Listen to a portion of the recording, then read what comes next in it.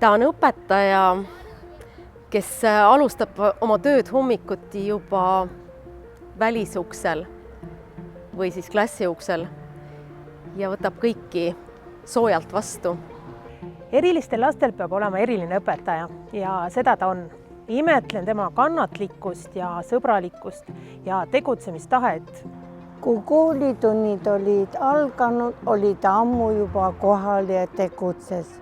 Ta on õpetaja, kes teeb oma tööd südamega. See on inimene suure südamega. Tema jaoks on kõige tähtsamad tema lapsed.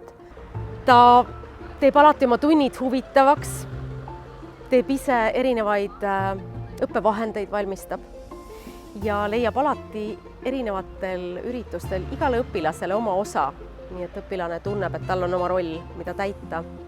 Ja muidugi tema kuldsed pirukad, ega see ka mööda ei lähe. Ja kindlasti tal on super huumorimeel, mis aitab teda ka kõige raskemal hetkel. Ta on igati seda tunnustust väärt ja me oleme uhked tema üle. Helen, me oleme sinu üle väga-väga uhked. Palju õnne sulle!